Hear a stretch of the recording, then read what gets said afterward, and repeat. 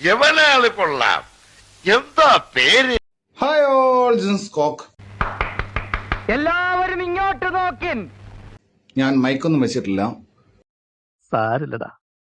IPhone കളഞ്ഞു പോയിരുന്നു ട്രെയിനിൽ. അത് എനിക്ക് തിരിച്ചു കിട്ടി.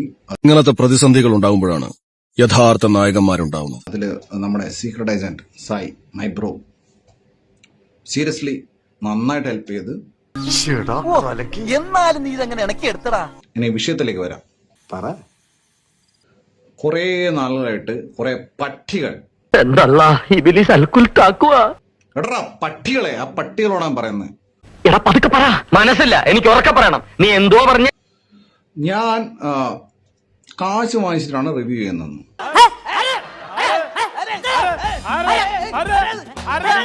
സീരിയസ്ലി, ന്യൂസ് 18 എന്ന് പറയുന്ന ഒരു ന്യൂസ് ചാനൽ. ചേട്ടാ അവമാനിക്കരുത്, ഞാൻ നല്ലൊരു കുടുംബത്തിൽ പറഞ്ഞവനാണ്. നീ നല്ല കുടുംബത്തിൽ പറഞ്ഞു, ഞാൻ പിന്നെ മറ്റേ കുടുംബത്തിൽ പറഞ്ഞാണല്ലോ. ഇന്ന് പ്രതികരിക്കാൻ കാരണം എന്താണെന്ന് വെച്ച് കഴിഞ്ഞാൽ, ഞാൻ കാശ് വാങ്ങിച്ചിട്ടാണ് റിവ്യൂ ചെയ്യുന്നത്.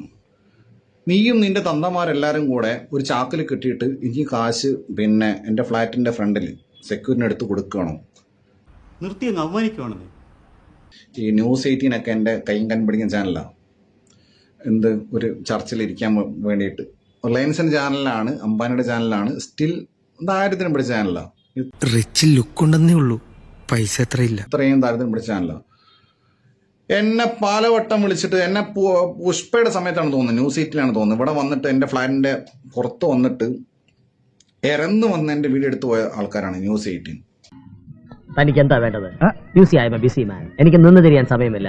അല്ല, അത് കുഴപ്പമില്ല, അത് അവരുടെ ജോലി, അവര് ചെയ്യുന്നു, ഞാനതിന് വഴങ്ങി.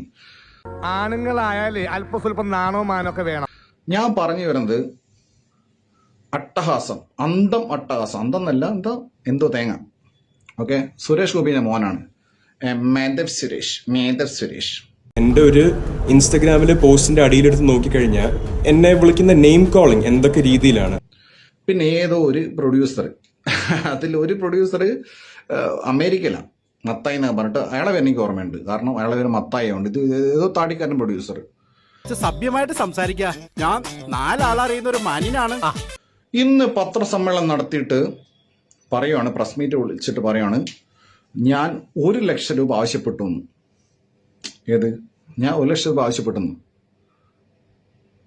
ഞാൻ ഇപ്പോൾ ഓൺ റെക്കോർഡ് ഞാൻ പറയുന്നു, ഞാൻ 1 ലക്ഷം രൂപ ആവശ്യപ്പെടുന്ന തെളിവ് നിന്റെ അടുത്തുണ്ടോ? ഞാൻ നോർമലി ഇതിനൊന്നും പ്രതികരിക്കുന്ന ആളല്ല. തൊലിക്ക് നല്ല കട്ടിയാണല്ലേ. ഇതും ഒരു തുടക്കമാണ്. ഓക്കെ, ഞാൻ ആവശ്യപ്പെട്ടു നീ പറയുന്നല്ലോ. എടാ, ഒരു മിനിമം മര്യാദ വേണം. എന്നെ നാണം കെടുത്ത് 1 ലക്ഷം ഉലുവയോ നിന്റെ തീട്ടപ്പടത്തിന്? 1 ലക്ഷം രൂപ കേരളത്തിലെ എല്ലാ ജനങ്ങൾക്കും കൊടുത്താൽ പോലും ഒരു പണം കാണൂല.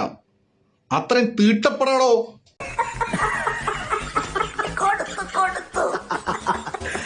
തീട്ടപ്പടം ഓൺ റെക്കോർഡും പറയാം. ഇതെല്ലാം കണ്ടു തീർത്ത അവസ്ഥ എനിക്കറിയാം, ഉണ്ണിക്കറിയാം, ഇത് കണ്ട തിരുവനന്തപുരത്തിനറിയാം. ഇങ്ങനെ എന്തെങ്കിലുമൊക്കെ പറയുമ്പോഴേ എന്റെ മനസ്സിനൊരു സന്തോഷം ഉണ്ടാവുള്ളൂ. ഞാൻ എന്റെ സന്തോഷം നോക്കിയാൽ പോലും. ഞാൻ പറഞ്ഞു വരുന്നത് അട്ടഹാസം, അട്ടഹാസം, എന്തോ തേങ്ങ. തൽക്കാലം ഇത്രയും മതി, വരട്ടെ.